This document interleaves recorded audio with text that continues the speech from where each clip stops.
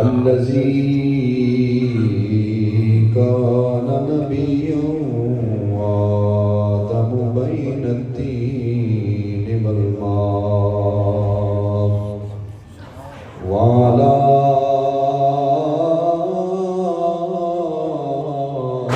آله وأصحابه ومن تبعهم بإحسان إلى يوم الجزاء. أما بعد فأعوذ بالله من الشيطان الرجيم. بسم الله الرحمن الرحيم. إنا أنزلناه في ليلة مباركة. آمنت بالله صدق الله مولانا العظيم وبلغنا رسوله النبي الكريم الأمين. إن الله وملائكته يصلون على النبي يا أيها الذين آمنوا صلوا عليه وسلموا تسلیما. محبت کے ساتھ پڑھیں الصلاۃ والسلام علیک یا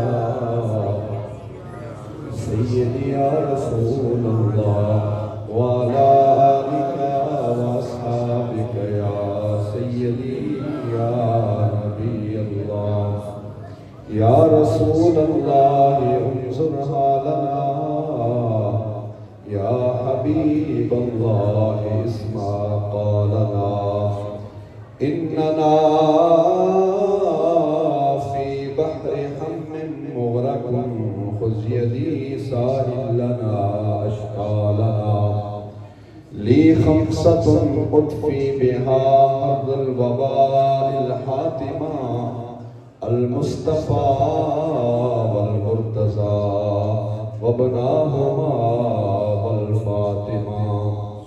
گنج بخش فیض عالم مظہر نور خدا ناک سارا پیر کامل کاملا رحمہ. گنج بخشی آپ کی مشہور ہم پہ کر کرم کر کرم کروا کرم دونوں جہاں میں رکھ کرم. انتہائی عزت و تقریب کے لائق میرے مربی و محسن برادر مکرم حضور قبلہ حضرت علامہ قاری محمد اقبال شاعری صاحب رضی اللہ العالی اور اس مسجد کی انتظامیہ اور تمام مشاہدان مصطفیٰ. اللہ رب الجلال کا جتنا بھی شکر ادا کریں کم ہے کہ جس مالک کریم کی توفیق سے اور اس کے فضل و کرم سے اللہ نے ہمیں اپنی پاک بارگاہ میں آنے کی توفیق عطا فرمائی ہے. اس پر بھی جب عبادت مکمل ہو جائے تو اس بات پر بھی انسان 2 رکعت نماز نفل ادا کرے کہ مالک مجھ جیسے گنہگار کو تو نے اپنے گھر میں بلا کر اپنی بارگاہ میں بیٹھنے کی توفیق عطا فرمائی. یہ بھی اس کا فضل ہے، اس کی مہربانی ہے، اس کا کرم ہے. اس پر بھی انسان کو اللہ کا شکر ادا کرنا چاہیے کہ میں ابھی ٹھوکر سے آیا ہوں، سینکڑوں لوگ پھر رہے ہیں، کھا پی رہے ہیں، جیسے عام روٹین میں زندگی اور راتیں گزاری جاتی ہیں وہ اسی طرح بسر کر رہے ہیں. لیکن میں اور آپ اپنے رب کا کتنا شکر ادا کریں کہ اس نے ہمیں بستروں سے اٹھا کر اور نیند کو چھوڑ کر اپنے آرام کو چھوڑ کر اپنی پاک بارگاہ میں آنے کی توفیق عطا فرمائی. یہ بلا کوئی چھوٹی بات ہے نہیں، یہ اس کا کرم ہے، اس کی مہربانی ہے کہ اس نے مجھے اور آپ کو آنے کی توفیق عطا فرمائی. سامعین عزیز وقار قبلہ قاری صاحب نے بڑی اخلاص و محبت اور بڑے ہی تربیتی انداز میں ہم سب کی جو ہے رہنمائی فرما رہے تھے. اللہ کریم ہمیں ان باتوں پر عمل کرنے کی توفیق عطا فرمائے. یہ وہ ماہ مبارک ہے کہ جس کے بارے میں میرے اور آپ کے آقا و مولا صلی اللہ علیہ وسلم نے ارشاد فرمایا شعبان و شہری. لوگوں شعبان المعظم کا مہینہ میں محمد مصطفیٰ کا مہینہ ہے. بلند آواز سے کہہ دیجیے سبحان اللہ. شعبان کا مہینہ میں محمد مصطفیٰ کا مہینہ ہے. اور آپ جانتے ہیں کہ کائنات میں جس چیز کو بھی نسبت میرے مصطفیٰ سے ہوئی ہے اللہ نے اس کو دونوں جہانوں میں عزت عطا فرما دی. کوئی ادنا چیز بھی میرے مصطفیٰ کے دامن رحمت میں آ گئی ہے تو اللہ نے اس کو عزت عطا فرما دی ہے.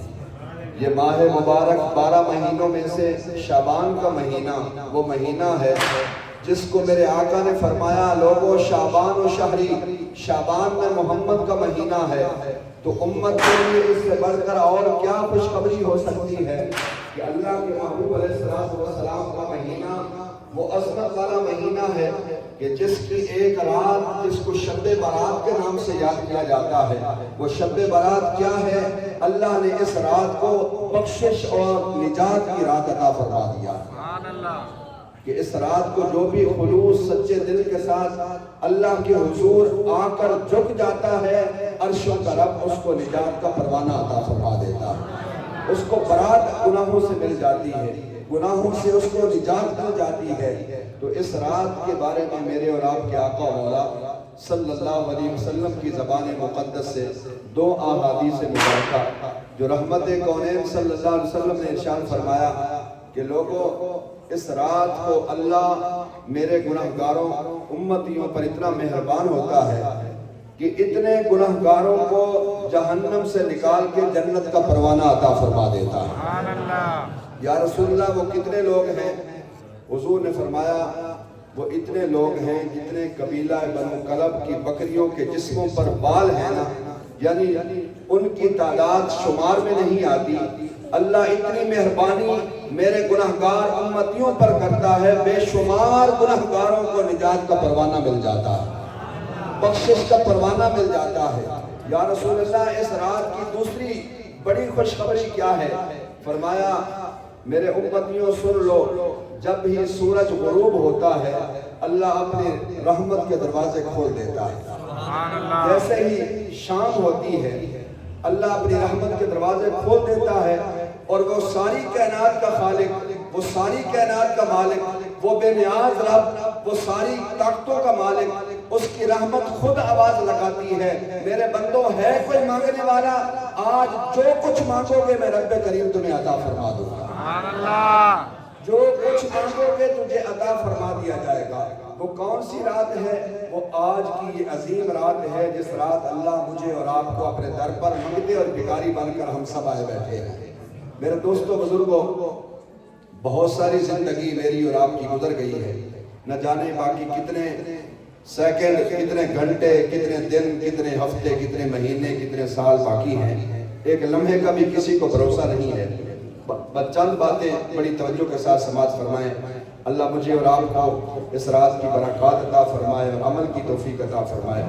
بہت ساری زندگی گزر گئی ہے اور اللہ آگے جو بقیہ زندگی ہے وہ اپنے اور اپنے محبوب کے حکموں کے مطابق بسر کرنے کی توفیق عطا فرمائے. جو زندگی ہم گزار چکے ہیں یقیناً کوئی بندہ بھی ہاتھ کھڑا کر کے یہ نہیں کہہ سکتا کہ میں نے زندگی جو گزاری ہے یہ جس مقصد کے لیے اللہ نے مجھے اس بزم کائنات میں بھیجا تھا اس مقصد کے مطابق میں نے زندگی گزاری ہے. کوئی بھی یہ نہیں اطمینان کے ساتھ کہہ سکتا کیونکہ وہ مقصد کیا ہے؟ وَمَا خَلَقْتُ الْجِنَّ وَالْإِنسَ إِلَّا لِيَعْبُدُونَ. ہم نے جنوں اور انسانوں کو تو اپنی عبادت کے لیے پیدا فرمایا ہے. ہماری زندگی ایک مرلہ ہے تو 3 مرلوں کی کوشش ہو رہی ہے، 3 مرلے ہیں تو 5 مرلوں کی کوشش ہو رہی ہے، 5 مرلے ہیں تو 10 مرلوں کی کوشش ہو رہی ہے، لاکھ روپیہ ہے تو 2 لاکھ کی کوشش ہو رہی ہے. ہماری زندگی اس طرف جا رہی ہے لیکن رب کا قرآن کہتا ہے، خالق کائنات خود فرماتا ہے بندے میری بات سن، میں نے تجھے اس مقصد کے لیے نہیں پیدا فرمایا.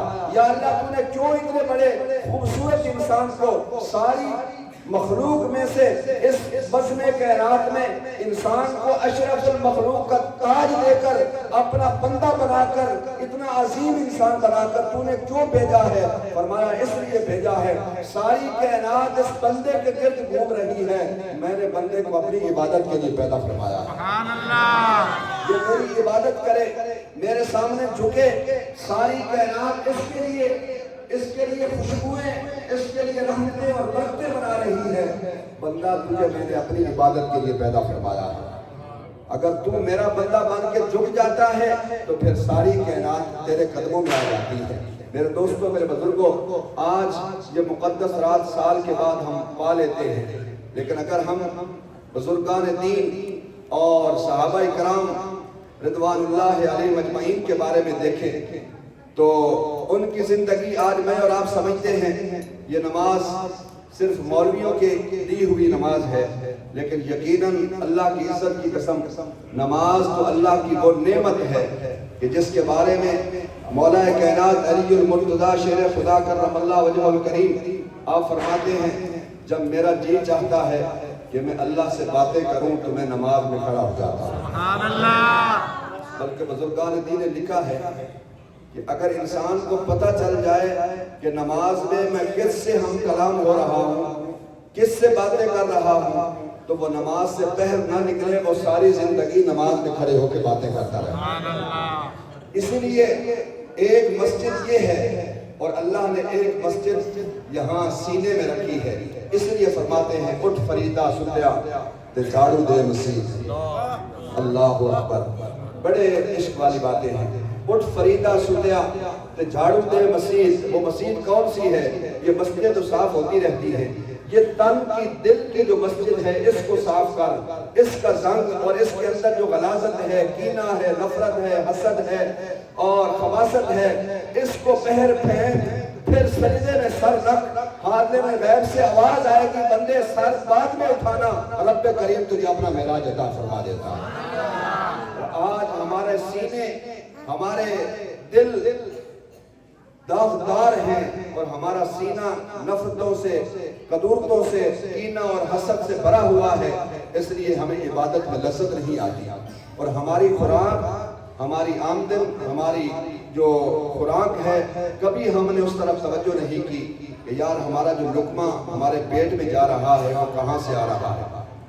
اللہ اکبر کبیرہ۔ آپ حضرت رابعہ بصری رحمت اللہ تعالیٰ علیہ کے بارے میں آپ سنتے رہتے ہیں، اللہ کی بڑی برگزیدہ پاک اللہ کی ولیہ کامل تھی اور ساری رات عبادت کرتی تھی، اس انداز میں عبادت کرتی تھی، اس انداز میں کہ ایک رات ایک ہاتھ میں پانی ہے، ایک ہاتھ میں آگ ہے، دوڑ رہی ہے۔ کسی نے پوچھا رابعہ بصری کدھر جا رہی ہو؟ اللہ اکبر، آپ کہتی ہیں میں پانی لے کر جا رہی ہوں جہنم کی آگ بجھانے کے لیے، جہنم کی آگ بجھانے کے لیے، اور آگ لے کر جا رہی ہوں جنت کو جلانے کے لیے۔ نہ جنت کا شوق رہے گا، نہ جہنم کا خوف رہے گا، میرا ہر سجدہ خدا کی رضا کے لیے ہو جائے گا۔ میں اس لڑائی سے باہر نکلنا چاہتی ہوں، میں نہیں چاہتی کہ میں سجدے کروں تو جنت کے لیے کروں یا خدا کے خوف سے، جہنم کے خوف سے کروں۔ باہر کف میرا مالک اتنا بلند ہے، میرا رب اتنا عظیم ہے، وہ اتنی شانوں والا ہے کہ میری ساری زندگی ایک سجدہ بن جائے اور ساری زندگی اس کو سجدے کرتی رہوں، اس کا میں حق شکر ادا نہیں کر سکتی۔ اتنی بڑی عبادت گزار، اتنی بڑی عبادت گزار آپ اللہ کے حضور رو پڑی کہ مجھے عبادت میں لطف نہیں آ رہا، وہ عبادت میں لذت سکون نہیں آ رہا، وجہ کیا ہے؟ کسی اللہ والے کی بارگاہ میں جا کر پوچھا کہ مجھے عبادت میں لذت نہیں آ رہی، انہوں نے فرمایا صبر کرو۔ رات کو سوئی، عالم رویت میں خواب کے اندر ان کو پتہ چلا کہ وہ جو تو نے اپنا کرتا سیا ہے نا، کرتا، اس کرتے کے چند دھاگے جو ہے نا وہ تو نے اس روشنی سے لگائے ہیں جو بادشاہ کی سواری جا رہی تھی، اس کی روشنی، اس کی لائٹیں جب جل رہی تھی تو اس لائٹ کی جو ہے مدد لے کر آپ نے کرتا سیا ہے، تو وہ آپ نے بغیر پوچھے کہ اس کی لائٹ استعمال کی ہے، تو آپ کے زہد و تقویٰ میں اتنا فرق آ گیا ہے کہ اللہ کی عبادت میں اب تجھے لذت نہیں آ رہی۔ اللہ اکبر کبیرہ۔ آپ تصور کریں کہ ہماری روزی، ہمارا رزق، ہمارا کھانا اور پینا، ہماری کمائی کہاں؟ تو فرمایا لذت عبادت میں تب آتی ہے جب انسان اپنی رزق جو ہے اس کو پاک، صاف ستھرا اور رزق حلال کمائے، تو اس کا ہر سجدہ جو ہے اللہ کی بارگاہ میں قبول ہو جاتا ہے۔ میرے دوستوں، میرے بزرگوں، جن ہستیوں کا تذکرہ دل نواز آپ کرتے سنتے ہیں، حضرت عثمان غنی رضی اللہ تعالیٰ عنہ، جن کی زندگی اتنی خوبصورت تھی کہ آپ ہر رات قرآن کے 2 ختم پڑھ کے سویا کرتے تھے۔ بلند آواز سے کہو نا سبحان اللہ۔ جن کو جامع القرآن کا لقب اللہ نے عطا کیا، اللہ اکبر، ان کی عظمتوں پر قربان جاؤں۔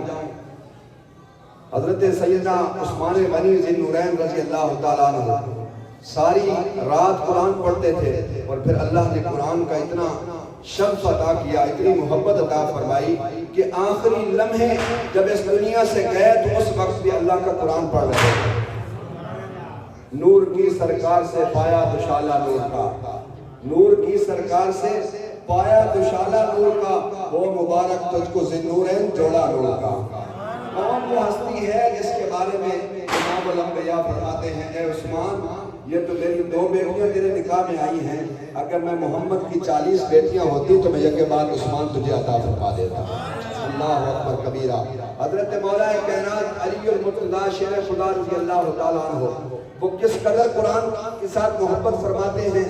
قبلہ قاری صاحب فرما رہے تھے رمضان آنے والا ہے، قرآن کے ساتھ جڑ جاؤ۔ یہ قرآن اتنا لاجواب ہے، اتنا لاجواب ہے کہ جب قبر کے اندر رکھ کر سارے چھوڑ کے آ جاتے ہیں، قرآن انسانی شکل میں اس کے سرانے آ جاتا ہے، اور قرآن اس اندھیری قبر میں نور علی نور ہو جاتا ہے، اپنے پڑھنے والے کو یہ پیغام دیتا ہے، اے مجھ سے محبت کرنے والے اب پریشان نہ ہو، میں رب کا قرآن ہوں، تجھے اللہ کی بارگاہ سے سفارش کر کے جنت کا پروانہ عطا فرما دوں گا۔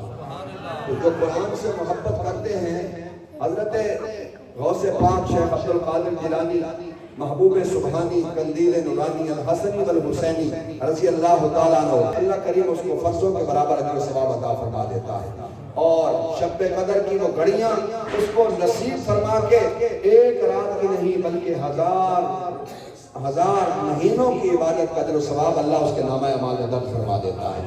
تو یہ کون خوش نصیب ہیں جو اس رات کے لیے، اس ماہ مبارک کے لیے اپنے آپ کو تیار کرتے ہیں۔ صحابہ اکرام رضوان اللہ علیہ اجمعین کا یہ معمول تھا کہ جیسے ہی شعبان المعظم کا مہینہ آتا تو میرے محبوب کریم صلی اللہ علیہ وآلہ وسلم کے معمولات عبادت تبدیل ہو جاتے، یعنی حضور نبی رحمت صلی اللہ علیہ وسلم کی زندگی وہ زندگی ہے کہ جس میں خود قرآن کہتا ہے، یا ایھا المزمل قم اللیل الا قلیلا، اے کالی مزمل کی چادر اوڑھنے والے، رات کا کچھ حصہ آرام بھی کر لیا ہے۔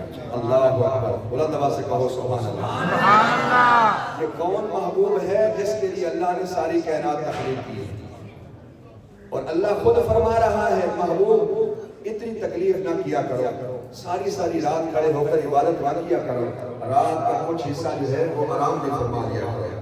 اور محبوب کریم صلی اللہ علیہ وآلہ وسلم ساری رات کھڑے ہو کر اللہ کے حضور عبادت کرتے ہیں، توبہ استغفار کرتے ہیں، اللہ کے حضور اتنی کٹھن عبادت کرتے ہیں۔ سیدہ طیبہ طاہرہ زاہدہ ام المؤمنین، ہم سب مومنوں کی ماں اما عائشہ الصدیقہ رضی اللہ تعالی عنہا فرماتی ہیں، اذا تورم قدمہ، فرمایا جب حضور ساری رات عبادت کرنے کے بعد میرے بستر راحت پر آتے ہیں تو میں قربان جاؤں اس محبوب کی ذات اقدس پر، وہ محبوب کے پاؤں مبارک کی عبادت کی وجہ سے متورم ہو جاتے، سوج آ جاتی، وہ کون سی عبادت ہو رہی ہے؟ اما عائشہ الصدیقہ فرماتی ہیں، میں اکثر حضور کے سجدے میں سر کان لگا کر سنتی تھی تو میرے آقا فرما رہے ہوتے تھے، اللہم ارحم امتی، اے اللہ میری امت پر رحم فرما، میری امت پر مہربانی فرما۔ ساری رات اس گنہگار امت کے لیے میرے آقا سجدوں میں پڑھ کے اللہ کے حضور دعائیں مانگ رہے ہیں، اللہ کے حضور سجدے کر کے اس امت کی بخشش مانگ رہے ہیں۔ وہ رحمت کونین صلی اللہ علیہ وآلہ وسلم کی عبادت ایسے ہوتی تھی، یہ راتیں اس طرح گزر گئی تھی، لیکن اس کے باوجود جب ماہ شعبان المعظم کا مہینہ آتا حضور کی عبادت میں اور کثرت ہو جاتی، دن کو روزہ، رات کو قرآن پاک کی تلاوت۔ صحابہ اکرام رضوان اللہ علیہم اجمعین فرماتے ہیں، ہمارا یہ معمول تھا کہ جن لوگوں پر زکوٰۃ واجب ہو جاتی، جو مالدار تھے، وہ ماہ شعبان المعظم میں اپنی زکوٰۃ ادا کر دیا کرتے تھے۔ جن کے اوپر زکوٰۃ لینا بنتی تھی ان کو زکوٰۃ دے دیا کرتے تھے۔ جو اعمال دنیا کے ہیں وہ ماہ شعبان میں مکمل ہو جاتے اور ہر بندہ اپنے کام سے فارغ ہو کر صحیح معنوں میں ماہ رمضان المبارک کا استقبال کرتے، اور پھر کیا ہوتا؟ آمنہ کے لال قرآن پڑھتے، ہم سارے صحابہ پیچھے کھڑے ہو کر رب کا قرآن سناتے۔ اللہ اکبر کبیرہ۔